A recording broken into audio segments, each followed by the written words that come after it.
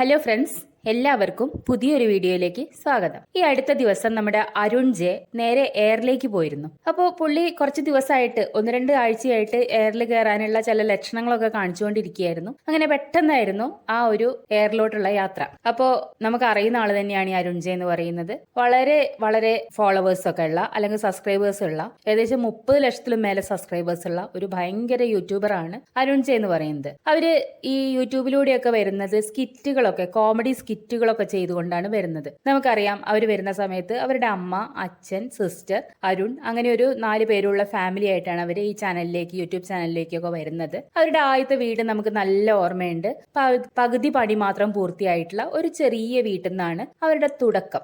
അപ്പൊ നമ്മളുടെ കൂടെ, നമ്മളുടെ കണ്ണിന്റെ മുന്നിൽ വളർന്നു വന്നവരാണ് അവര് നല്ല ഒരുപാട് വീഡിയോ ചെയ്യുന്നു, എല്ലാവരും അത് ഒരുപാട് ആസ്വദിക്കുന്നു. അതിലൂടെ അവർ പതുക്കെ പതുക്കെ ഏൺ ചെയ്യുന്നു, നല്ല വീട് വെക്കുന്നു. അപ്പൊ വീട് വെക്കുന്ന സമയത്താണ് അവരുടെ സ്ഥിരം വ്യൂവേഴ്സ് അല്ലാത്ത ആളുകളുടെ കണ്ണിലേക്ക് അവർ വരുന്നത്. അപ്പൊ വലിയ വീട് വെക്കുന്നു, അതിനെക്കുറിച്ച് ഒരുപാട് പേര് അവരുടെ അധ്വാനത്തിനെ കുറിച്ചും ഒക്കെ ചാനലുകളിലൊക്കെ, നമ്മുടെ മെയിൻ സ്ട്രീം ചാനലുകളിലൊക്കെ ന്യൂസുകൾ വരുന്നു. അങ്ങനെ അവർ വളരെ ഒരു ശ്രദ്ധയിലേക്ക് വരുന്നു. അപ്പൊ അതോടുകൂടി അവർ ആ സ്കിറ്റ് ഇങ്ങനെ കോമഡി സ്കിറ്റുകളൊക്കെ അവതരിപ്പിക്കുക വളരെ കുറഞ്ഞു. ഇപ്പൊ അവർ വളരെ സീരിയസ് ആയിട്ടുള്ള കാര്യങ്ങളാണ് കാണിക്കുന്നത്. അവര് ലൈഫിലെ കുറെ കാര്യങ്ങൾ നമ്മളോട് പറയുന്നു, അവരുടെ ജീവിതത്തിൽ നടക്കുന്ന പ്രധാന സംഭവങ്ങളൊക്കെ കാണിക്കുന്നു. എന്ന് വെച്ചാൽ അവര് ഫാമിലി വ്ളോഗിലേക്ക് കടന്നിട്ടുണ്ട്. അല്ലെങ്കിലും പണ്ടൊക്കെ ഈ പ്രാങ്ക് വീഡിയോസ് ഒക്കെ ഒരുപാട്, ഫാമിലി വ്ളോഗേഴ്സ് ഒക്കെ പ്രാങ്ക് വീഡിയോ ചെയ്യുന്നതൊക്കെ ആളുകൾ ഭയങ്കരമായിട്ട് ആസ്വദിച്ചിരുന്നു. പക്ഷെ ഇപ്പൊ അങ്ങനെ ഒരു പ്രാങ്ക് വീഡിയോ ഒക്കെ ആളുകൾ എത്രമാത്രം ആസ്വദിക്കുന്നുണ്ടെന്ന് അറിയില്ല. അപ്പോൾ സ്വാഭാവികമായിട്ടും എല്ലാ യൂട്യൂബേഴ്സിനും അതിൻ്റെതായ മാറ്റം വന്നിട്ടുണ്ട്. പിന്നെ അവര് കുറെ ഒരു 4-5-6 വർഷങ്ങൾ മുൻപ് വീഡിയോ ചെയ്യുമ്പോൾ ഉള്ള ഒരു പ്രായമല്ല അവർക്ക്. അവർ കുറച്ചുകൂടെ പ്രായമായി മെച്യൂരിറ്റി ഒക്കെ വന്ന സമയത്ത് അവര് വീഡിയോകൾക്കും നല്ല മാറ്റങ്ങൾ വന്നിട്ടുണ്ട് എന്നൊക്കെ ഉള്ളതാണ്. എന്തായാലും അരുൺ ജെയുടെ വിവാഹമാണ്. അപ്പൊ നമ്മൾ കണ്ടു, വിവാഹമാണ്, ഉറപ്പിക്കുന്നു. അതിന്റെ മുൻപ് വിവാഹത്തിനെ കുറിച്ച് കാര്യങ്ങളൊക്കെ പറയുന്നുണ്ട്.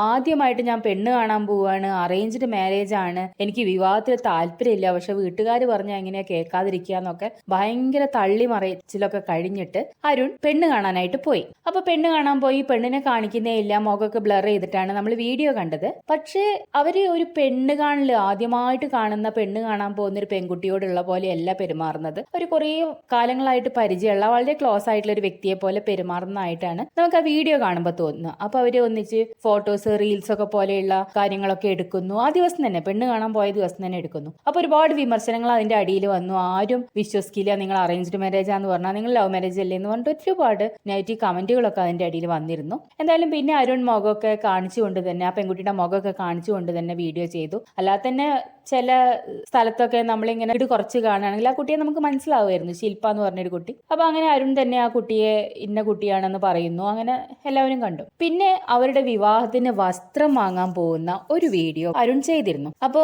ആ ഒരു വീഡിയോയുടെ തുടക്കത്തിലുള്ള ഒരു ഇൻട്രൊഡക്ഷൻ ആണ് ഇപ്പോ ഈ പറയുന്ന അരുൺ എയറിലേക്ക് കയറ്റിവിട്ടത്. അവിടെ പോയി കണ്ടു, അവരെ ഇങ്ങോട്ട് ക്ഷണിച്ചു.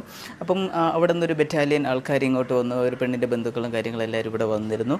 അങ്ങനെ ഇവിടെ വന്ന് ചെറുക്കൻ്റെ വീടും പരിസരവും എല്ലാം കണ്ട് പിന്നെ ഒരു മുക്കാച്ചെമ്പ് ബിരിയാണിയിൽ നിന്ന് അവർ ആ കച്ചവടം അങ്ങ് ഉറപ്പിച്ചിരിക്കുകയാണ്. നമ്മൾ എപ്പോഴും സംസാരിക്കുമ്പോൾ കുറേ വട്ടം ചിന്തിച്ചിട്ട് വേണം ഒരു കാര്യം പറയാൻ എന്നുള്ളതാണ്. ഇപ്പൊ നമ്മൾ കുറെ ആളുകളുടെ ഇടയിൽ ഇരുന്നിട്ട് വെറുതെ വായ തോന്നിയ കോമഡികൾ വളവള പറയുമ്പോൾ അത് വെറുതെ ആളുകൾ കേൾക്കുക മാത്രമാണ് ചെയ്യുന്നത്. ചിലപ്പോൾ ചിലർക്ക് ഇഷ്ടപ്പെടില്ല, ചിലതിട്ട് തിരിച്ചു പറയും. അതൊക്കെ ഒരു ചെറിയ കൂട്ടത്തിന്റെ ഇടയിൽ കഴിഞ്ഞു പോകുന്ന കാര്യമാണ്. പക്ഷെ നമ്മൾ സോഷ്യൽ മീഡിയയിൽ വന്നിട്ട് ഒരു കാര്യം പറയുമ്പോൾ അത് കേൾക്കുന്നത് 1, 2, 3, 10 ആളുകളല്ല. ഈ പറയുന്ന അരുണിന്റെ സബ്സ്ക്രൈബേഴ്സ് എന്ന് പറയുന്നത് 33 ലക്ഷം എന്തോ ആളുകളാണ്. അതിലൊരു 2-3 ലക്ഷം അല്ലെങ്കിൽ 10 ലക്ഷം വ്യൂസ് അവർക്ക് ഉണ്ട് എന്ന് കരുതുക. ഈ 10 ലക്ഷം ആളുകൾ ഇത് കാണും, എന്നിട്ട് 10 ലക്ഷം അഭിപ്രായങ്ങൾ അവർ പറഞ്ഞു കളയുന്നുള്ളതാണ്. നമ്മളിപ്പോ പറയുന്ന ഒരു കാര്യം നമ്മൾ ഉദ്ദേശിച്ച രീതിയിലായിരിക്കില്ല പലരും കാണുക എന്നുള്ളതാണ്. അപ്പോൾ അരുൺ പറഞ്ഞ ആ കാര്യം ഇത്രയും വിവാദമായിട്ട് തീർന്നിട്ടുള്ളത്. അപ്പൊ നമുക്കറിയാം, നമ്മളൊരു വിവാഹം എന്ന് പറയുമ്പോൾ പണ്ട് കാലം മുതലേ ഒരു കച്ചവടം പോലെ, പണ്ടൊക്കെ നിങ്ങൾ എന്ത് കൊടുക്കും, നിങ്ങളുടെ മകൾക്ക് എന്ത് കൊടുക്കും എന്നൊക്കെ ചോദിച്ച് ഈ റേറ്റ് ഒക്കെ പറഞ്ഞുറപ്പിച്ച് നടത്തുന്ന ഒരു കച്ചവടം പോലെ തന്നെയായിരുന്നു വിവാഹം. പക്ഷെ ഇന്നത്തെ കാലത്തൊക്കെ അതിലൊരുപാട് മാറ്റങ്ങൾ വന്നിട്ടുണ്ട്.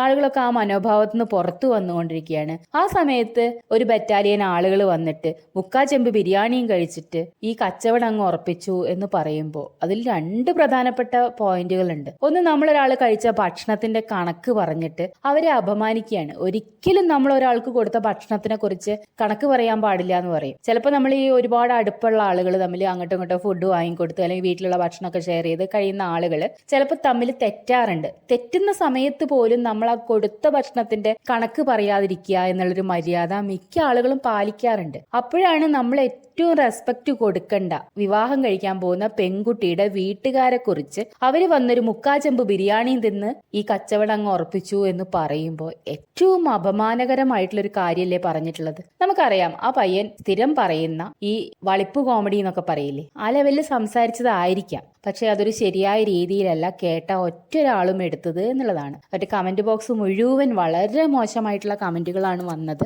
ഈ കഴിച്ച ഭക്ഷണത്തിന് കണക്ക് പറയാൻ പാടില്ല എന്നുള്ള രീതിയിൽ, അല്ലെങ്കിൽ ആ പെണ്ണു വീട്ടുകാർ ഇത് കേട്ടിട്ട് എത്ര അപമാനിക്കപ്പെട്ടിട്ടുണ്ടാവും എന്നുള്ള രീതിയിൽ. ഒരു പക്ഷേ ആ പെണ്ണിന്റെ വീട്ടുകാർക്ക് ഈ പയ്യനെ നന്നായിട്ട് അറിയുന്നുണ്ടായിരിക്കും. ഈ പയ്യൻ ഇങ്ങനെ പൊട്ട കോമഡികളൊക്കെ പറയാറുണ്ട് എന്നുള്ള കാര്യമൊക്കെ അവർക്ക് അറിയുന്നുണ്ടായിരിക്കും. അതിൽ വലിയ കഥയൊന്നുമില്ല, അവൻ അങ്ങനെ വളവള പറഞ്ഞുകൊണ്ടിരിക്കും എന്ന് കരുതുന്നവരൊക്കെ ആയിരിക്കും അത്. പക്ഷെ അവരെ അറിയുന്ന ഒരുപാട് പേര് ഈ വീഡിയോ കാണുന്നുണ്ടായിരിക്കും. അവര് ഇവരോട് പറയുകയാണ്, നിങ്ങൾ എന്തിനാ ഇതൊക്കെ കേട്ടിട്ട് നാളല്ലാതെ പിന്നെ ഈ പെൺകുട്ടീനെ അവന് കല്യാണം കഴിച്ചു കൊടുക്കുന്നത് ചോദിച്ചാൽ ആ ഒരു വാക്ക് മതി ആ വിവാഹം മുടങ്ങാൻ എന്നുള്ളതാണ്. അപ്പൊ നമ്മളെ എപ്പോഴും ഇങ്ങനെ ഒരു പബ്ലിക് ആയിട്ടുള്ള പ്ലാറ്റ്ഫോമിൽ വന്നിട്ട് ഇമാതിരി ഊള വർത്താനം പറയുമ്പോൾ കുറച്ചെങ്കിലും ചിന്തിക്കണ്ടേ എന്നുള്ളതാണ്. ഇതിന്റെ അടിയിൽ ഒരുപാട് കമന്റ് ഉണ്ട്, വിദ്യാഭ്യാസം ഉണ്ട് പറഞ്ഞിട്ട് കാര്യമില്ല, വിവരം ഉണ്ടാവണമെന്നില്ല എന്നൊക്കെ ഉള്ള രീതിയിലുണ്ട്. അതേപോലെ നിങ്ങൾ എത്ര ഇപ്പോൾ കാശുകാരായാലും എത്ര പണക്കാരായാലും നിങ്ങൾ പഴയ ആ ഒരു സ്റ്റാൻഡേർഡുള്ള ഫാമിലി അല്ലേ, അതേ നിങ്ങൾ കാണിക്കുള്ളൂ എന്നൊക്കെ ഉള്ള രീതിയിൽ ഇതൊക്കെ വേറെ ഏതോ തലങ്ങളിലേക്ക് പോകുന്ന കമന്റുകളാണ് വന്നിട്ടുള്ളത് എന്നുള്ളതാണ്. അപ്പോൾ ഇതിന് പിന്നീട് ഒരു വിശദീകരണമൊക്കെ ആയിട്ട് ഈ പയ്യൻ വന്നിരുന്നു. അപ്പോഴും ആ ഒരു വിശദീകരണം കേട്ടിട്ട് ഈ കമന്റ് ഇട്ട ആളുകളൊക്കെ തെറ്റിദ്ധരിച്ചത് എന്തോ മോശം കാര്യമായി എന്നുള്ള രീതിയിലാണ് അരുൺ അതിന് മറുപടി കൊടുത്തിട്ടുള്ളത്. എപ്പോഴും അതിൽ ഈ പറഞ്ഞ ആളുകൾ പറഞ്ഞതിൽ കാര്യങ്ങൾ ഉണ്ട് വെച്ചാല് എപ്പോഴും നല്ലത് ഒരു സോറി പറയാണ്. അയ്യോ ഞാൻ അങ്ങനെ എനിക്കൊരു അബദ്ധം പറ്റിപ്പോയി, നിങ്ങൾ പറഞ്ഞപ്പോഴാണ് ഞാനത് ശരിയാണല്ലോ എന്ന് തിരിച്ചറിഞ്ഞത്, ഞാൻ എന്തായാലും സോറി പറയുന്നു എന്ന് പറഞ്ഞു കഴിഞ്ഞാൽ അതിലൊരുപാട് ഗുണങ്ങളുണ്ട്. പിന്നെ ആളുകൾ മടിക്കും, വീണ്ടും കുറ്റപ്പെടുത്താൻ വേണ്ടി ആളുകൾ മടിക്കും. അല്ലാതെ വീണ്ടും വന്നിട്ട് അതേപോലെ അതേ ലാഘവത്തോടു കൂടെ നിങ്ങളൊക്കെ വെറുതെ നെഗറ്റീവ് പറഞ്ഞു എന്നുള്ള രീതിയിൽ വീഡിയോ ചെയ്ത് കഴിഞ്ഞാൽ പിന്നെയും നെഗറ്റീവ് വരും എന്നേ ഉള്ളൂ. അരുൺ ഇതിന് പറയുന്ന ഒരു വിശദീകരണം ഉണ്ട്. രാജമാണിക്യം സിനിമയിൽ മമ്മൂക്ക വന്നിട്ട് പറയുന്നൊരു ഡയലോഗ്, ഞാൻ മുക്കാ ചെമ്പ് ബിരിയാണി വിളമ്പും എന്നുള്ള രീതിയിൽ എന്തോ പറയുന്നുണ്ട്. ശരിക്കും 35 ചെമ്പ് ബിരിയാണി ഞാൻ അവർക്ക് വിളമ്പും എന്നുള്ള രീതിയിൽ ഒരു കോമഡി മമ്മൂക്ക അതിൽ അടിക്കുന്നുണ്ട് തോന്നുന്നു. അപ്പൊ ആ ഒരു ഓർമ്മയില് ആ ഒരു മാസ് ഡയലോഗായിട്ടാണ് ഞാൻ മുക്കാ ചെമ്പ് ബിരിയാണി അവർ കഴിച്ചു, കച്ചവടം ഉറപ്പിച്ചു എന്നുള്ളത് പറഞ്ഞത്. അല്ലാതെ ഞാൻ ആരെയും അപമാനിക്കണം എന്ന് കരുതിയിട്ടല്ല അത് പറഞ്ഞത് എന്നൊക്കെ പറയുന്നുണ്ട്. പക്ഷെ നമ്മളത് കേൾക്കുമ്പോൾ നമുക്ക് ഈ രാജമാണിക്യത്തിലെ മമ്മൂക്കേന്റെ മാസം ഒന്നും ഓർമ്മ വരില്ല. എനിക്ക് 2 സിനിമയിലെ സീനുകളാണ് ഓർമ്മ വന്നത്. ഒന്ന് നമ്മുടെ പുലിവാൽ കല്യാണം എന്നുള്ള സിനിമയില് ജയസൂര്യയുടെ വിവാഹമാണ് എന്ന് കരുതിയിട്ട് ലാലു അലക്സിന്റെ വീട്ടിൽ ചെന്ന് പെടുന്ന ഒരു രംഗമുണ്ട്. ജയസൂര്യന്റെ വീട്ടുകാരൊക്കെ കൂടെ അവിടുന്ന് വളരെ അപമാനിക്കപ്പെട്ടിട്ട് ഇറങ്ങിപ്പോരുന്ന ഒരു സീനുണ്ട്. അപ്പോ അതില് ലാല് പറയുന്നൊരു ഡയലോഗ് ഉണ്ട്. നമ്മുടെ ലാല് പറയുന്നൊരു ഡയലോഗ് ഉണ്ട്, ഞങ്ങളെ കൂട്ടത്തിലുള്ള ആളുകളൊക്കെ ഇവിടുന്നൊക്കെ എന്തൊക്കെയോ തിന്നും കുടിക്കുകയൊക്കെ ചെയ്തിട്ടുണ്ട്, അതൊക്കെ ഞങ്ങൾ ഈ പഠിക്കൽ ഛർദ്ദിച്ച് വെച്ചിട്ടേ പോവുള്ളൂ എന്നൊരു ഡയലോഗ് പറയുന്നുണ്ട്. സത്യത്തിൽ ഈ അരുൺ എന്ന് പറയുന്ന വ്യക്തിയുടെ ആ ഒരു ഡയലോഗ് ഉണ്ടല്ലോ, മുക്കാ ചെമ്പ് ബിരിയാണി തിന്നു എന്നുള്ള ഡയലോഗ്, അത് കേട്ടപ്പോൾ ആദ്യം എനിക്ക് ഓർമ്മ വന്നത് ഈ സീനാണ്. പക്ഷെ ആ പറഞ്ഞ കറക്റ്റ് സെന്റൻസിനുള്ള ഒരു സീനും കൂടെ എനിക്ക് ഓർമ്മ വന്നു. പെണ്ണും പൊറാട്ടും എന്ന് പറഞ്ഞിട്ട് ഒരു സിനിമ ഈടെ ഇറങ്ങിയിട്ടുണ്ട്. രാജേഷ് മാധവൻ ഡയറക്ട് ചെയ്തൊരു സിനിമ. നല്ല ഒരുപാട് ഭംഗിയായിട്ട് അഭിനയിക്കുന്ന നാടൻ കഥാപാത്രങ്ങളുള്ള, നമുക്ക് അത്ഭുതം തോന്നും. നാട്ടിൻപുറത്തുള്ള ഇന്ന് വരെ സിനിമയിലൊന്നും വരാത്ത ആളുകൾ എങ്ങനെ ഇത്ര ഭംഗിയായിട്ട് അഭിനയിക്കുന്നു എന്ന് തോന്നുന്ന ഒരു സിനിമയായിരുന്നു അത്. ആ സിനിമ എത്രമാത്രം ആളുകൾക്ക് മനസ്സിലായി എന്ന് എനിക്കറിയില്ല. പക്ഷെ അതിലൊരു സീനുണ്ട്, അതിൽ ഈ കുറിക്കല്യാണം എന്നൊക്കെ നമ്മൾ പറയുന്ന പോലെ അതൊരു പാലക്കാട് ബേസ്ഡ് ഫിലിമാണ്. അപ്പൊ അതിൽ ഐറ്റ് എന്ന് പറഞ്ഞിട്ടൊരു ഒരു ആചാരം, അല്ലെങ്കിൽ ആചാരമല്ല, ഒരു രീതി അതിലുണ്ട്. അത് എന്താന്ന് വെച്ചാല് നമ്മളിപ്പോ ഒരു വീട്ടില് ഫുഡൊക്കെ ഉണ്ടാക്കിയിട്ട് നാട്ടുകാരെയൊക്കെ ക്ഷണിക്കും. അപ്പൊ നാട്ടുകാരൊക്കെ വന്നിട്ട് സദ്യയൊക്കെ കഴിച്ചിട്ട്, അല്ലെങ്കിൽ ബിരിയാണി ഒക്കെ ആണെങ്കിൽ ബിരിയാണിയൊക്കെ കഴിച്ചിട്ട്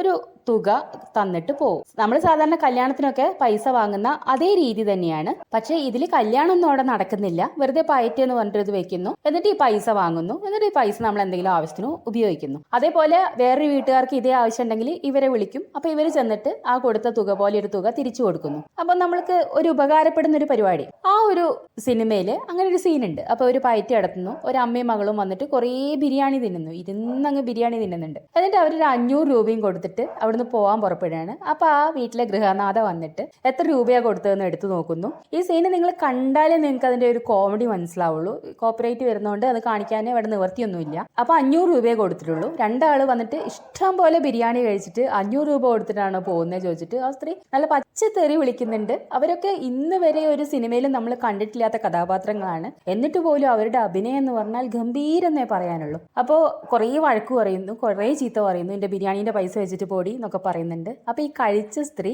വളരെ ദേഷ്യപ്പെട്ടിട്ട് നിന്റെ ബിരിയാണി അല്ലേ, അത് ഞാൻ കൊണ്ടുപോകുന്നില്ല, ഇവിടെ തന്നെ കളഞ്ഞിട്ടേ പോകുള്ളൂ എന്ന് പറഞ്ഞിട്ട് അവരുടെ പഠിക്കല് വായിൽ വിരലിട്ട് ഛർദ്ദിച്ച് വെച്ചിട്ട് പോകുന്നൊരു സീനുണ്ട്. സത്യത്തില് ഈ അരുൺ വന്നിട്ട് 3/4 ചെമ്പ് ബിരിയാണി കഴിച്ചു എന്ന് പറഞ്ഞപ്പോൾ ആ സ്ത്രീ ആ സിനിമയിൽ നീ 1/2 ചെമ്പ് ബിരിയാണി കഴിച്ചിട്ട് 500 രൂപയും കൊടുത്തിട്ടാണോടി പോണേ ചോദിച്ച അതേ സീന് നമുക്ക് ഓർമ്മ വരുന്നുള്ളതാണ്. അപ്പൊ നമ്മളൊരു ഫുഡ് കഴിച്ചതിന് കണക്ക് പറയാന്ന് പറയുന്നത് നമ്മൾ എന്ത് കോമഡി, അയ്യോ ഞാൻ തമാശയായിട്ട് പറഞ്ഞാന്ന് പറഞ്ഞാലും അത് വളരെ മോശമായിട്ടുള്ള കാര്യമാണെന്നേ പറയാനുള്ളൂ. ഇപ്പൊ ഈ തമാശ പറയുന്നതിന് യാതൊരു അതിരുമില്ലാത്ത ആളുകളുണ്ട്. വായ തുറന്നിട്ട് അവര് വളവളാ തമാശ പറയും. അവർ വിചാരിക്കുന്നത് അതെന്തോ വലിയ സംഭവമാണ് എന്നുള്ള രീതിയിലാണ് പറയുന്നത്. പക്ഷെ ഈ കേൾക്കുന്ന ആളുകൾ ഇത് എന്ത് കരുതും, അല്ലെങ്കിൽ അവർക്ക് അത് എത്ര ഫീൽ ചെയ്യും, ഇതൊന്നും ചില ആളുകൾ ശ്രദ്ധിക്കാറില്ല. ചില ആളുകൾ മറ്റുള്ള ആളെ കുറിച്ച് പറയുമ്പോൾ അവരുടെ തടിയെ കുറിച്ച് വളരെ മോശമായിട്ടുള്ള കമന്റുകൾ പറയാറുണ്ട്. നീ ഏത് റേഷൻ കടയിൽ നിന്ന് റേഷൻ വാങ്ങുന്ന എന്നുള്ള രീതിയിൽ. ഇപ്പൊ അതിലൊക്കെ ഒരുപാട് മാറ്റം വന്നു, ആളുകൾക്കൊക്കെ ഒരു ബോധം വെച്ചു എന്നുള്ളതാണ്. പിന്നെ ചില ഈ നിറം കുറഞ്ഞ ആളുകളോട്, കറുത്ത ആളുകളോടൊക്കെ നിങ്ങളെ കളറിനെ പിന്നെ വെയിലത്ത് നടന്നാലും പേടിക്കണ്ടല്ലോ, നല്ല ഗ്യാരണ്ടി ഉള്ള പോകാത്ത കളറില്ലേ എന്നൊക്കെയുള്ള രീതിയിൽ വളരെ മോശമായിട്ടുള്ള അതൊക്കെ അവർ വിചാരിക്കുന്നത് അവരെന്തോ വലിയ കോമഡി പറയാന്നാണ്. പക്ഷെ ഇത് കേൾക്കുന്ന ആളുകൾ എത്ര വിഷമിക്കുന്നു എന്നും അതൊരു കോമഡിയേ അല്ല, അതൊരു ബോഡി ഷെയ്മിങ് ആണ് എന്നുള്ള കാര്യമൊന്നും തിരിച്ചറിയാനുള്ള വിവരം അവർക്കില്ല. അപ്പോൾ നമ്മൾക്ക് അവർ വളർന്നു വന്ന സാഹചര്യത്തിനോ അവർ കേട്ട് പഴകിയിട്ടുള്ള കാര്യങ്ങൾക്കോ അല്ലെങ്കിൽ അവർ ഇന്നത്തെ കാലത്തിനനുസരിച്ച് കാര്യങ്ങൾ മനസ്സിലാക്കാതിരുന്നത് കൊണ്ടോ ഒക്കെയാണ് അവർ ഇത്ര മോശം കോമഡികളും മോശം ഡയലോഗുകളും പറയുന്നത് എന്നുള്ളതാണ്. പക്ഷെ ഇനിയുള്ള കാലത്ത് ഇതൊക്കെ കുറച്ച് ശ്രദ്ധിച്ച് പറഞ്ഞില്ലെങ്കിൽ, പ്രത്യേകിച്ച് ഈ യൂട്യൂബേഴ്സ് എന്ന് പറയുമ്പോൾ ഇൻഫ്ലുവൻസേഴ്സ് എന്നൊക്കെയാണ് അറിയപ്പെടുന്നത്, അവരെന്തൊക്കെയോ കാര്യങ്ങൾ ഇൻഫ്ലുവൻസ് ചെയ്യുന്നു എന്നുള്ളതാണ്. അപ്പോൾ ഇത്തരം ആളുകൾ ഇത്തരം മോശം കാര്യങ്ങൾ ഈ സോഷ്യൽ മീഡിയയിൽ വന്ന് പറയുക എന്നുള്ളത്, എന്നിട്ട് അതിനെ ന്യായീകരിച്ചും കൂടെ പറയുക എന്നുള്ളത് വളരെ മോശമായിട്ടുള്ള കാര്യം തന്നെയാണ്. ഇപ്പോൾ ഇതിന്റെ അടിയിലൊക്കെ വളരെ വളരെ മോശമായിട്ടുള്ള ആ പെൺകുട്ടിയുടെ വീട്ടുകാരെ കമ്പയർ ചെയ്തുകൊണ്ടുള്ള, ആ പെൺകുട്ടി ഭയങ്കര സ്റ്റാൻഡേർഡുള്ള കുട്ടിയാണ്, ഇവനൊരു യാതൊരു സ്റ്റാൻഡേർഡും ഇല്ല, അവന്റെ ഒരു സ്റ്റാൻഡേർഡ് ഓഫ് ലിവിങ് തന്നെ വേറെയാണ്, അവന്റെ അമ്മയുടെയും പെങ്ങളുടെയും തറ സ്വഭാവം തന്നെയാണ് അവനും, അങ്ങനെയൊക്കെ വളരെ വളരെ മോശമായിട്ടുള്ള. ഇത് കുറെ കഴിയുമ്പോൾ നമ്മളെ ബാധിക്കും. നമ്മൾ ഈ സ്ഥിരമായിട്ട് ഇത്തരം